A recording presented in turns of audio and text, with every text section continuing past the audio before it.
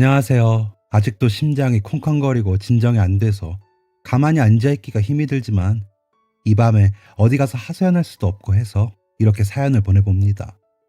어딜 가든 진상은 있기 마련이죠. 그런데 그 집단에 진상이 너무 많으면 거길 떠나는 게 제 정신건강에 좋은 거겠죠? 그래서 떠나려고 하는데 지난 제 3년의 시간들이 스쳐 지나면서 눈물이 나네요. 결혼이라는 게 뭐라고 그 시간을 버티고 이해해 보려고 했는지 너무 억울하고 분해요. 마지막에 난장판으로 만들었으니 그나마 괜찮은 거라고 해야 할까요? 저는 결혼한 지 3년이 지난 30대 초반의 여자입니다. 아직까지 아이는 없는데요. 지금 생각해보니 너무 다행입니다. 애까지 있었으면 이혼 결심이 더 힘들었겠죠. 정말 다행이네요. 연애를 2년을 하고 프로포즈를 받았을 때는 이렇게 살 거라고 상상도 못했습니다. 그때의 남편은 이성적이고 세상의 모든 상황에 경우가 바른 사람이었습니다. 그래서 누구의 쪽으로 치우치기보다는 합리적으로 판단하길 좋아하는 사람이었죠. 그래서 결혼하더라도 절 이렇게까지 몰아세우게 될 거라고 생각도 못했네요, 정말. 처음 저희 엄마께 인사 가던 날, 어머님 혼자 계시는데 우리 결혼하면 자주 찾아뵙자 라고 말하던 그 다정한 사람은 어디로 갔는지 모르겠습니다. 처음 보는 우리 엄마한테 어머님 해가며 웃는 얼굴로 잘하던 사람이었는데, 그래서 저희 엄마도 아들 하나 생긴 것 같아 너무 기분이 좋다 하셨었는데 말이죠. 그 사람은 결혼식 올리고 3개월 만에 바빠서 본가에 일이 있어서 너가 잘못해서 라는 핑계로 사라지고 없네요. 폭력적인 아빠 피해 이혼하고 혼자서 저 잘 키워보겠다고 아등바등 산 불쌍한 우리 엄마라 마음이 쓰이는 저의 생각 따위는 안중에도 없고 말이죠. 그런 남편을 포기하고 살기 시작한 게 결혼식하고 1년 좀 안 되었을 때였나 봐요. 차라리 그때 그냥 이혼할 걸. 잘못했다고 빌기는 왜 비는지. 그걸 또 한 번 더 생각해보자고 참은 제 잘못도 있겠죠. 어차피 이렇게 될 건데 말이에요. 하지만 그렇게 참은 것도 이유는 있습니다. 저희 두 부부의 일보다 주변인들 때문에 싸우기를 반복했거든요. 그 주변인이란 시댁 식구들이지만요. 시아버지, 시어머니, 시누이 이렇게 셋이서 저를 얼마나 들볶는지, 그것 때문에 말이라도 나올라 치면 그렇게 합리적이던 남편은 바보 등신이 되어 자기 가족 편만 드는 통에 싸움이 되곤 했습니다. 매번 왜 너는 그렇게 다 싸우려고 드니? 너만 좀 참아주면 넘어갈 일을 크게 만들지 마. 그런 말 한두 번도 아니고 이제 그만할 때도 되지 않았어? 그냥 좀 맞춰 라는 말을 돌려 쓰듯 하는데 싸우고 빌면 받아준 제가 제일 바보 같죠. 참지 말았어야 했어요. 아주 처음부터 제 성질대로 다 질러버리고 진작에 이혼을 했어야 했어요. 지금 이렇게 적으면서 보니까 그게 맞았었네요. 아무튼 시댁 식구들은 참 유별난 사람들이었어요. 그 중에서도 시누이가 가장 심하게 저희 부부를 싸우게 만드는 원인이 되었죠. 그렇다고 저희 시댁이 뭐 어마어마하게 해주거나 그런 것도 아닙니다. 집은 월세고 시댁에서 5분 거리 살면서 오히려 저희에게 때마다 뜯어가기 바빴죠. 그나마도 집이며 혼수며 다 저희 엄마가 해주신 거예요. 처음 신혼집을 구할 때는 회사도 가까웠고 위치가 5분 거리라도 각자 알아서 살면 되겠거니 했습니다. 그런데 퇴근하고 돌아오면 제 물건들은 뒤져 있는 게 너무 확실하게 보였고 제 옷이나 물건들이 사라져 있었죠. 처음엔 당황해서 상냥하게 혹시 어머님이나 아가씨한테 집 비밀번호 알려줬냐고 물어봤습니다. 그랬더니 아무렇지도 않게 집에 물건 찾을 게 있다고 해서 알려줬어 라고 하더라고요.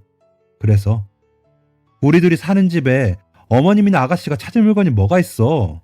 라고 물었더니 그제야 그러네. 왜? 뭐 없어졌어? 하더군요. 그래서 없어진 옷과 물건들 찾아오라고 보냈더니 찾아왔는데 옷은 여기저기 뜯어져 있고 이물질도 잔뜩 묻어 있더라고요. 제 귀걸이는 그나마 멀쩡했는데 향수는 그 사이 얼마나 뿌린 건지 반은 없고요. 마스크팩은 벌써 썼다 그래서 그건 됐다 했었습니다. 그랬더니 시어머니 전화해서 꽥꽥 소리 지르면서 그까짓 거 좀 쓰고 줄 수도 있지. 누굴 도둑으로 몰아. 그리고 어딜 남편을 보내서 물건을 챙겨가? 어디서 배워먹은 짓이야? 하기에 어머님, 아가씨는 얼마나 잘 배워서 남의 물건에 손을 대나요? 전 남의 물건에는 손대지 않는 거라고 배웠는데요. 라고 했더니 아주 말 한마디를 안 지고 라면서 전화를 끊더군요. 그때 아, 상식적으로 대하면 안 되는 사람들이구나 라는 생각을 했습니다.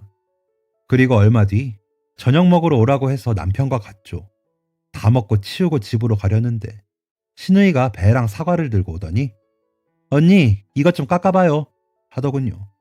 그래서 아가씨가 먹고 싶으면 아가씨가 깎아 먹어요. 저는 배불러서 생각 없어요. 했더니 아니 여자가 시집을 왔으면 좀 일찍 퇴근해서 저녁도 차려서 시부모님 초대도 하고 과일도 먼저 깎아서 드셔보라고 해야 하는 거 아니에요? 어떻게 한 번을 그러는 걸 못 봐요? 과일 깎을 줄 알아요? 한번 깎아보라고요 하는 겁니다. 안 그래도 저만 보면 시댁에 있는 그릇을 닦아라.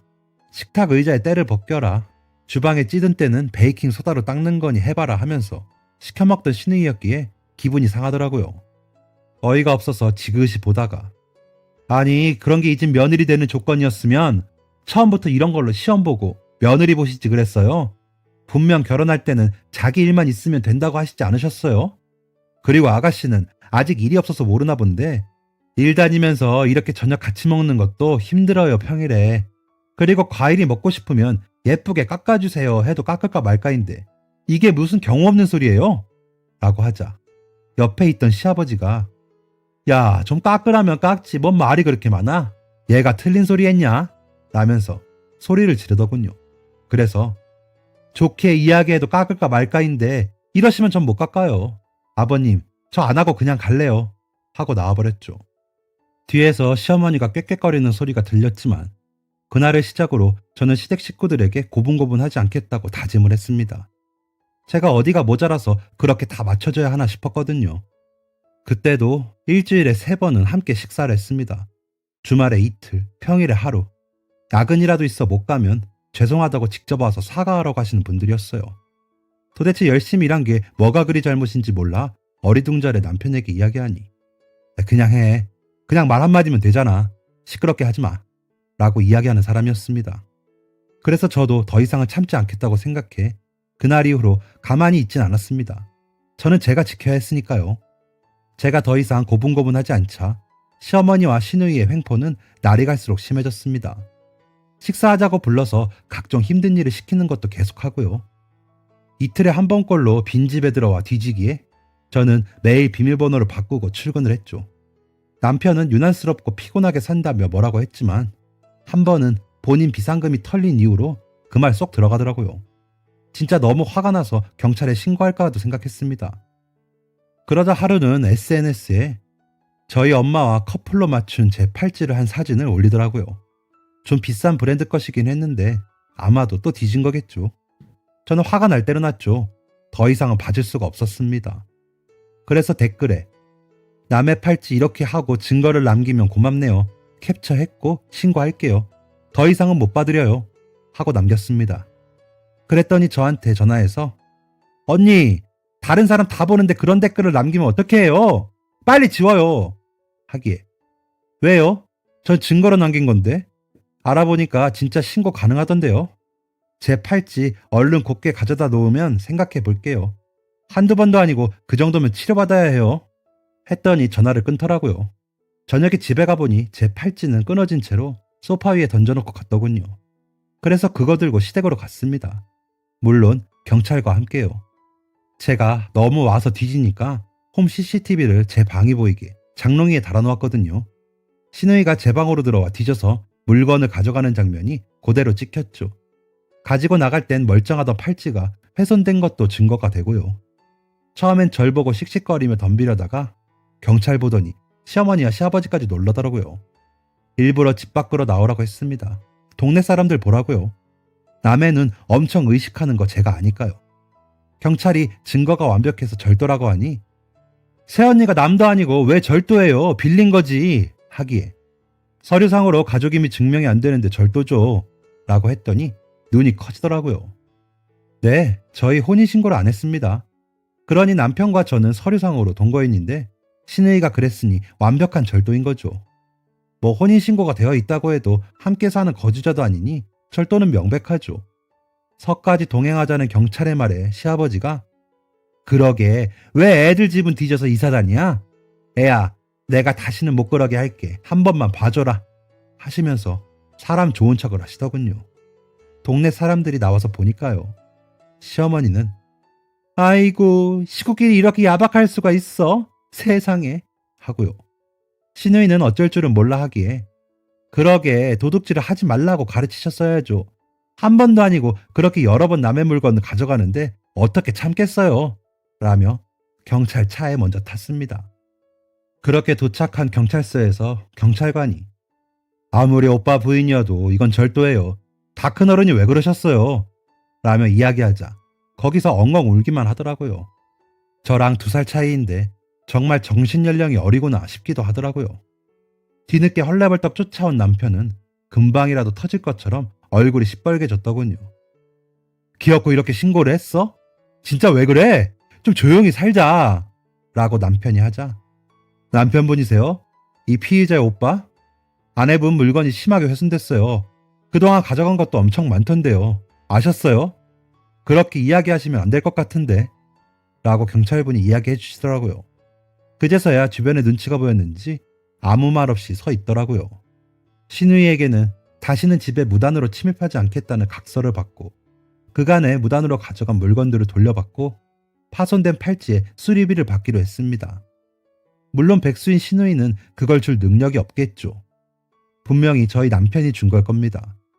시누이 남편은 시누이가 천사나 되는 줄 아는 사람인데 이 사실을 거기에 말하진 못하겠죠.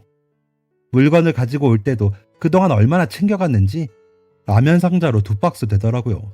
코트 이런 것들 때문에요. 사서 몇 번 입지도 못했는데 하다못해 제가 친구들한테 선물 받은 신혼부부용 잠옷도 가져갔더라고요. 시누이 남편이 일 때문에 다른 지방에 가 있어 주말부부인데 그때 입으려고 했나 보죠. 입을 때마다 시누이 생각이 날 것 같아 입지는 저는 못하겠더라고요. 그래도 친구들 생각에 가지고는 있기로 했죠. 물건들 가지고 올 때도 일부러 남편에게 가서 가져오라고 했습니다. 자기도 직접 봐야 심했구나 알 것 같아서요. 갈 때부터 씩씩거리더니 들어올 때도 씩씩거리면서 들고 오더니 이렇게 써먹으려고 혼인신고 미룬 거야? 진짜 독하다 하면서 제 원망을 하길래 지금 눈으로 보고도 그런 말이 나와? 이것 봐. 이만큼 가져갈 동안 비밀번호를 알려준 당신 잘못이 제일 커. 함께 사는 사람을 왜 불안하게 만들어? 라고 받아치자 입 다물더니 나가버리더라고요. 결혼할 때 시댁에서는 상견례 때 약속한 것과는 다르게 아무것도 못 해준다 해서 급한 대로 월세집도 저희 엄마가 혼수도 저희 엄마께서 다 해주셨거든요. 그래서 그간 남편과 제가 모은 결혼자금을 다 엄마 드리기로 했고요. 각자 4천만 원, 5천만 원 해서 9천만 원 정도였으니까요. 그런데 남편은 시댁에 갑자기 일이 생겨서 돈을 써야 한다면서 그 4천만 원을 안 내놓더라고요. 그때 엄마가 아무래도 혼인신고는 안 하는 게 좋겠다. 피임도 좀 확실히 하고 2년을 살아보고 그때 가서 하던지 해 하시더라고요. 저도 적극 공감했죠. 결혼 전부터 말을 바꾸는데 괜히 불안하기도 했고요. 그래서 최소한의 인원만 불러 결혼식도 올렸습니다. 시댁은 그동안 뿌린 게 있어서 크게 해야 한다고 청첩장도 2배로 찍었는데 결국 온 손님은 저희랑 비슷하더라고요. 그때 식사 예약해 놓은 것보다 덜 나왔다고 얼굴이 울그락불그락 했었던 걸로 기억합니다. 엄마 말대로 혼인신고 안 했던 게 지금 생각해보면 신의 한 수였습니다. 아무튼 결혼을 준비하며 이것저것 안 좋은 모습을 너무 많이 봐서 조금만 더 있다가 혼인신고 하자 하면서 미루고 미뤘던 게 계속 문제가 일어나니 못했던 거죠. 그때도 제 탓으로 돌리는 게 어이가 없기도 했지만 그때도 이미 이판사판이라고 생각했는지 그러거나 말거나 하기로 했습니다. 더 이상 자극하면 나가라고 하면 그만이니까요. 저희가 사는 동네가 오래된 주택들이 밀집해 있는 지역이라서 동네 아주머니들이 입방아가 엄청났거든요. 아마 온 동네가 저희 집 일로 시끄러웠겠죠. 경찰까지 왔으니 말이에요. 서울 한복판이라고 믿기 힘들 만큼 옛날 동네거든요. 그런데도 이 동네에 집을 구한 건 단순히 회사 때문이었습니다. 회사랑 거리가 정말 가깝거든요. 그리고 시댁이 그렇게 좋은 집안도 아니니 가까이 살아도 시집살이가 고될 거라고 생각도 안 했죠. 시누이는 결혼을 했다고 했었고 시부모님 계속 일하시는 중이라고 했으니 각자 바쁠 거라고 생각했습니다. 그런데 시아버지는 건설 노동자이신데 한 달에 열흘도 일을 안 하시고 시어머니는 아침에만 근처 건물 청소하고 오셔서 하루 종일 집에 계시더라고요. 시누이는 주말 부분이 매일 시댁에 와서 놀고요. 그러다 보니 심심했던 건지 저만 그렇게 괴롭히는 건가 싶기도 합니다. 남편도 회사에서 만난 남편이었었기에 더 이성적일 거라고 착각도 했나 봅니다. 일할 때는 정말 멀쩡했거든요. 지금도 같은 회사에 다니는데 층이 다른데 평판이 나쁘지 않고요. 저희 엄마가 결혼할 때 재산은 없어도 좋으니 성품을 보라 그러셔서 그러려고 노력했는데 잘못 봤던 거죠. 제 발등 제가 찍은 거죠. 괜히 마음이 그래서 엄마에게 전화를 해서 엄마, 나 그냥 엄마랑 둘이 살까? 했더니 왜 싸웠어? 민서방이 뭐라고 해? 하시기에 뭘 뭐라고 그래. 그냥 엄마 보고 싶으니까 그렇지. 결혼하니까 엄마가 너무 보고 싶어. 라고 했죠. 그러자 엄마가 별일 없으면 됐어. 그래도 양보도 좀 하고 이해도 하고 그래. 너무 뾰족하게 굴지 말고. 근데 경우 없게 굴면 참지 마. 그런 거 참으면 안 돼. 라고 말하시더라고요. 저희 엄마께서는 결혼하시고 저 낳은 거 빼고는 다 후회하셨대요. 그래서 제가 혹시나 본인처럼 힘들게 참을까봐 평소에도 엄청 걱정하시거든요. 저는 그렇게 안 살겠다고 다짐을 했는데 후회하는 제 모습이 한심했습니다. 눈물도 나고요. 그래서 엄마, 나도 안 참지. 근데 결혼은 괜히 한 것 같아. 다른 사람이랑 사는 게 힘든 거네. 하면서 울었습니다. 엄마는 그런 제가 아무래도 이상하셨는지 어떻게 엄마가 데리러 가? 힘들면 그렇게 할게. 집으로 와. 하시더라고요. 마음 같아서는 진짜 다 버리고 엄마한테 가고 싶었지만 제가 없는 제 집에 또 와서 시어머니와 시누이가 활개를 칠 생각에 못 가겠더라고요. 제가 물건 욕심이 심한 편이긴 하거든요. 그래서 제가 이 집을 완전히 다 처분하기 전까지는 못 가겠더라고요. 그리고 나가긴 왜 제가 나갔나요? 저희 엄마가 해준 내 집인데요. 엄마, 내가 가긴 어딜 가. 그럴 거였으면 벌써 갔지. 그냥 엄마가 너무 보고 싶어서 그랬어. 괜찮아. 라며 엄마를 안심시켜드리고 전화를 끊었습니다. 그날 새벽이 돼서야 술 냄새를 풍기며 들어온 남편은 아무 말도 없이 거실에서 자더라고요. 다음 날이 토요일이라 저는 아침 늦게까지 방 밖으로 나가지 않고 오랜만에 뒹굴었습니다. 시댁에서도 그 난리덕인지 그 주말인데도 부르지 않더군요. 뭐 그 후로도 저는 잘 가지 않았습니다. 남편만 다녀오곤 했죠. 아무튼 너무 배가 고파서 일어나서 라면을 끓여 먹으려고 준비를 하는데 남편이 일어나더군요.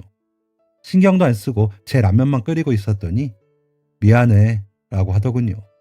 그래서 뭐가 미안해? 나는 일만 키우는 사람인데 당신이 그렇게 생각하는 거 알아서 내가 밤새 생각해봤는데 우리 그만하는 게 맞는 것 같아. 당신네 가족들 상식을 뛰어넘고 당신도 더 이상 나한테 애정도 없어 보이고 나는 지치고 이만하면 혼인신고도 안 했는데 그냥 정리하는 게 맞지 라고 했더니 무릎을 꿇더군요. 내가 진짜 앞으로는 우리 가족들이 우리 사이에 끼어드는 거 못하게 할게. 진짜야. 이제 비밀번호도 안 알려주고 당신한테 함부로 하는 것도 못하게 할게. 하더군요. 그걸 다 알고 있었네. 당신도 아예 양심을 버린 건 아니었구나. 난 눈 닫고 귀 닫고 양심도 버린 줄 알았지. 근데 알면서도 나한테 그런 거야? 더 어이가 없네. 라고 했더니 울더라고요. 그것도 엎드려서 엄청 큰 소리로 울더라고요. 옆집에서 찾아올까 걱정이 될 만큼요. 그래도 그냥 어디까지 하나 봤습니다. 저는 저대로 라면 끓여 먹고요. 그러자 제가 전처럼 안 넘어갈 것 같았는지 나도 각서를 쓸게. 그럼 되잖아. 라면서 종이를 가져와 뭘 쓰더라고요. 다시는 시댁 문제로 힘들게 하지 않을 것을 맹세합니다. 라고 쓰여진 종이를 가져와서 자신의 진심을 믿어달라는 남편에게 아무 말도 안 하고 종이만 받아두었습니다.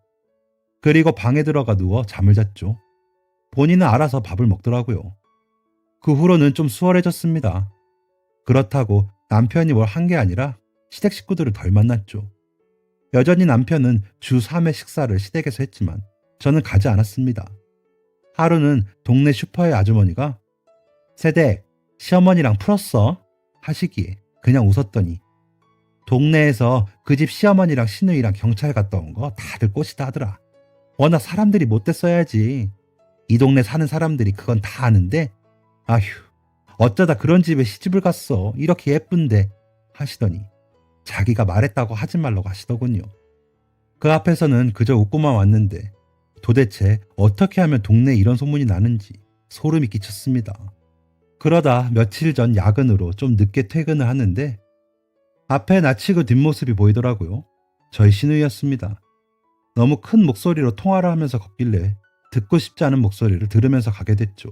그런데 어머니, 이번에도 저희가 다 준비했어요. 거기 물이 너무 좋고 숲이 둘러싸여서 완전 힐링 된대요. 신랑이랑 저랑 특별히 준비했다니까요. 날도 추운데 우리 거기 가서 몸 좀 풀어요 하는 소리가 들리더군요. 얼마 전 남편이 엄마가 온천 가고 싶으시다는데 내가 좀 힘들다고 했어. 잘했지? 어차피 현이는 돈도 없을 거고 우리도 지금은 좀 빠듯하니까 라며 눈치를 본 적이 있던 게 생각이 나더군요. 그래서 일부러 뒤에서 기척을 냈습니다. 놀라며 돌아보더니 절 보더니 더 놀라더군요. 그러더니 어머니, 제가 나중에 다시 연락드릴게요 하면서 어울리지도 않게 콧소리를 내며 끊더군요. 그리고 그냥 지나치려 하자 엄마한테 아무 말도 하지 말아요 하더군요. 뭘요? 라고 제가 하니까 아니 방금 전화통화한 내용이요 라고 하기에 제가 시댁에 갈 일이 없으면요 하고 집으로 들어왔습니다. 그리고선 친정에 와서는 저렇게 뜯어먹으려고 하고 시댁엔 잘하는구나 싶었습니다. 시누이 시댁이 지방에서 임대업을 하시는데 규모가 좀 된다고 하더라고요. 그래서 그렇게 시댁엔 알랑거리며 잘하는 건지 모르겠지만 매번 자기가 본인네 부모님 제일 잘 챙기는 것처럼 굴더니 웃기는 일이었습니다. 그리고 그저께쯤 갑자기 치약이 떨어져 없길래 동네 슈퍼에 들렸는데 새댁, 그 집 괜찮아? 하시더군요. 그래서 왜요? 저희 별일 없는데요 했더니 아니 거기 시어머니 갯돈을 엄청 뜯겼다며 몰랐어? 한 4천 된다던데. 이 동네 여자들이 여럿 난리야. 어떤 제비 같은 남자가 시장에서 화장품 장사하면서 친목을 쌓더니 한 명씩 밥도 먹고 차도 마시고 하면서 개하자고 해가지고 여자들이 홀딱 홀려가지고 10명이서 한 달에 100만 원씩 넣었는데 한 1년 됐나? 갯돈 탈 때 되니까 남자가 장사 접고 도망갔잖아. 그 남자랑 별일 있던 여자도 있다던데 라고 하는데 뭐라고 할 말이 없어. 글쎄요, 저는 잘 모르겠네요 하고는 나왔습니다. 이게 무슨 일인가 싶었는데 남편도 별말이 없었던 걸로 보면 모르는 것 같았습니다. 그래서 궁금하기도 하고 분위기도 좀 지켜볼 겸 이번 주말, 그러니까 어제죠, 시댁에 밥 먹으러 가는 남편에게 같이 가 하면서 시댁으로 갔습니다. 웬일로 시누이가 주말에 있더라고요. 그런데 제가 들어서는 걸 보더니 아유 뻔뻔하네, 무릎 꿇고 빌면서 들어야 하는 거 아닌가 하면서 시누이가 이죽거리더라고요. 그런데 남편이 웬일로 너만 가만히 있으면 다 편할 것 같지 않니? 너는 주말에 집에 안 내려가고 뭐해? 라면서 막아주더군요. 시부모님도 별말 없이 식사를 하시더라고요. 그래서 잘 먹고 설거지는 제가 했습니다. 밥도 얻어먹었는데 그 정도는 해야 할 것 같아서요. 시누이는 제 눈치를 보고 시어머니는 어딘가 모르게 어두운 얼굴을 하고 있더라고요. 시아버지께서는 계속 뭔 말씀을 하고 싶어나 하시는데 딱히 뭐라고 말을 못하시고요. 그 요상한 침묵을 깬 건 역시나 눈치 없는 시누이였습니다. 엄마, 내가 이번 명절에는 못 올 것 같아. 그런 줄 알아? 그리고 언니랑 오빠는 엄마 아빠 설 명절 선물로 뭐 해줄 거야? 내가 골라놓은 보못이 있는데 100만 원이면 살 것 같아. 돈 붙여 하더군요. 저희는 매년 명절이나 생신 때 50만 원씩 드리고 있고 이번에는 길어진 코로나 시국 때문에 떡값도 안 나온다던데 100만 원은 너무 많았습니다. 그래서 아가씨는 얼마 낼 건데요? 100만 원은 너무 많아요. 저희도 해드리면 좋은데 요즘 회사도 어려워서 월급도 동결되고 떡값도 안 나온대요 했더니 아니 둘이 벌면서 왜 맨날 어려워요? 하기에 매달 어머님 아버님 80만 원씩 생활비 드리고 차 할부금 갚고 적금 들어야 전세라도 갈 거 아니에요. 그러고 나면 저희 남는 거 없어요. 아가씨는 얼마 낼 건데요? 라고 했죠. 그러자 내가 그럴 돈이 어딨어요. 백화점 가서 고르는 건 뭐 쉬운 줄 알아요? 발품 파는 걸로 된 거지 하더군요. 그러기에 제가 아가씨를 보며 지그시 웃었더니 당황하며 알았어요. 내가 다시 저렴한 걸로 골라볼게요 하는데 남편이 고르긴 뭘 골라. 이번엔 그냥 넘어가. 용돈은 드릴게요. 이번엔 우리 진짜 좀 힘들어 하더라고요. 그러자 시어머니가 그래, 얼마나 어려우면 이 엄마 온천도 못 데리고 가니. 아주 장가 보내면 남이라더니 그 말이 딱 맞네.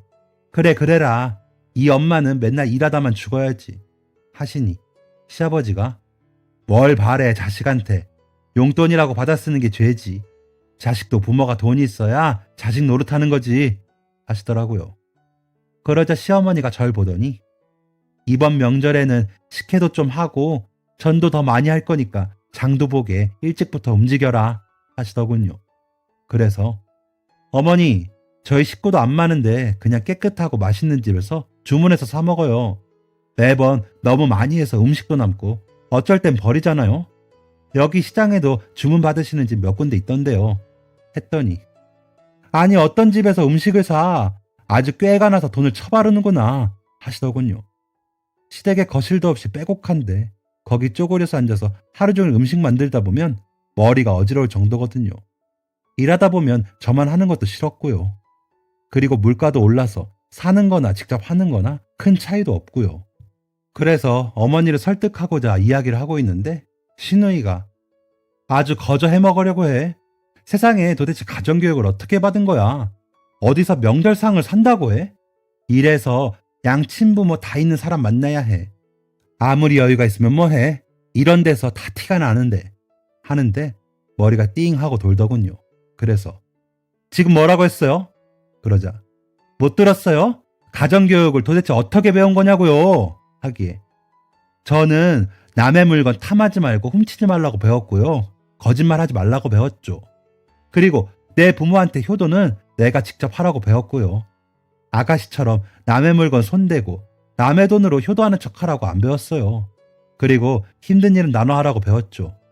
그래도 재산 있으신 시어머니한테는 효도하고 싶나 봐요. 이번 명절에 온천 가기로 했다면서요? 숲으로 둘러싸여 그렇게 힐링이 된다면서요. 어머님도 모시고 가시지 그것도 싫은가 보죠. 아버님 말씀이 맞네요. 돈이 있어야 자식들도 효도한다고. 그러면서 음식은 사서 먹으면 안 돼요? 했더니 얼굴이 사색이 되더군요. 그러자 시어머니가 아니 이게 무슨 말이야? 온천? 무슨 온천? 하면서 시누이를 채근하더라고요. 그러자 아씨 그게 아니고 남서방이 어머니 모시고 여행 가고 싶다 그래서 이번 명절에 가기로 한 거야. 엄마는 나중에 오빠네랑 가 하는데 시어머니가 우시면서 아이고 이래서 자식 키운다고는 없는 거라더니 내가 그렇게 마음 심란하다고 온천 좀 가자고 할 때는 돈 없어 못 간다 하더니 지 시어머니랑은 가? 하시더군요. 그러자 시아버지가 그래 그런 거 알았으면 너도 우리 모시고 가야겠다 이런 생각은 안 들던 손윗사람이 돼서 그렇게 끄집어내니 좋아? 하시기에 저희도 어렵다고 말씀드렸잖아요. 아니면 저희 결혼할 때 약속처럼 전사라도 해주시던가요. 저희 집이며 혼수며 제가 다 하고 다달이 어머님 아버님 용돈도 드리고 도대체 더 이상 어떻게 해요? 여행은커녕 친정에도 못 간 지 오래예요. 라고 말씀드리니 시어머니가 한마디를 안 줘. 너는 너희 엄마한테 그렇게 배웠니? 어른이 이야기를 하면 네 하고 고분고분 해야지. 어디서 말대답이야. 그리고 시집 왔으면 그만이지. 친정은 무슨 하시더라고요. 그럼 아가씨는 왜 여기 살아요? 결혼했잖아요. 그리고 제가 왜 참기만 해야 해요? 그랬더니 어떻게 하셨었어요? 저는 더 이상 그렇게 안 살아요. 했더니 안 살아? 그럼 너가 어쩔 건데? 아주 웃기고 있어. 그리고 둘이 그렇게 버는데 왜 돈이 모자라? 해프겠으니까 그렇지. 어디 바람이라도 피우느라 돈 다 빼돌린 건 아니냐? 하시더군요. 그래서 어머님, 제가 어머니 같은 줄 아세요? 계주는 찾으셨어요? 그 남자가 개원들이랑 1대1로 만나서 그렇게 차 마시고 밥 먹고 하면서 꼬셨다면서요? 한 달에 100만 원씩 1년이면 작은 돈이 아닌데 어쩌다 그런 놈에게 통으로 주셨어요? 10명이면 1억이 넘게 돈을 가지고 갔네요. 그 계주가 했더니 눈이 동그래지더군요. 그 말을 듣고 있던 시아버님이 이게 무슨 소리야? 100만 원? 1년? 하시자 시어머니가 아니 그게 아니고 아이고 이게 집안 풍비박산을 내는구나 하시면서 제 머리채를 잡으시더라고요. 제가 결혼 전부터 취미 겸 다이어트 명목으로 주짓수를 배웠거든요. 그래서 어머님 손목을 잡아 머리를 빼고는 팔을 꺾어 벽에 붙이며 어머니 왜 이러세요? 폭력까지 쓰시면 저도 못 참죠. 하고 있는데 시누이가 덤비며 제 얼굴을 치더군요. 그래서 한 손으로는 시어머니를 누르고 다른 한 손으로는 시누이 머리채를 잡고 누르며 남편에게 내가 귀엽고 이 꼴이 난다. 내가 이러면서 당신이랑 살아야 해? 우리 그만하자. 하면서 둘을 바닥에 내동댕이 치고는 나와버렸습니다. 제가 나오면서 듣는데 시아버지의 고함 소리가 들리며 집안이 한참 시끄럽더군요. 뭐 자기네들이 알아서 해야 할 일이니 저는 집으로 와서 짐을 대충 쌌습니다. 제 짐이 아니라 남편 짐이요. 어쨌거나 여긴 제 집이니까요. 비밀번호도 다시 바꿨고요. 날이 밝으면 동네 부동산에 집을 내놓으려고 해요. 한동안은 중고장터에 물건들 파느라 정신이 없겠네요. 서류 정리할 것도 없으니 홀가분하게 떠나면 될 것 같아요. 혹시 몰라 저희 회사에도 가장 친한 언니에게 한동안 같이 지내달라고 부탁도 했습니다. 그 언니는 아직 미혼인데 자취해보는 게 꿈이거든요. 얼씨구나 좋다고 하더라고요. 회사랑 가깝기도 하고요. 이렇게 저의 험난한 결혼은 끝이 나나 봅니다.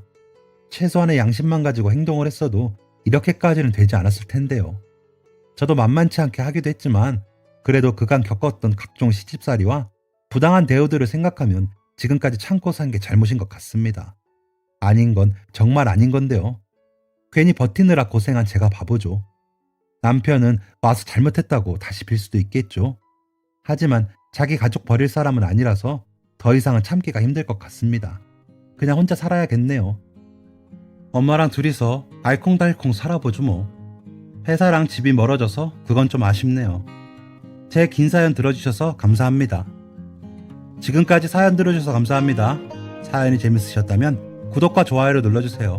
감사합니다. 안녕히 계세요.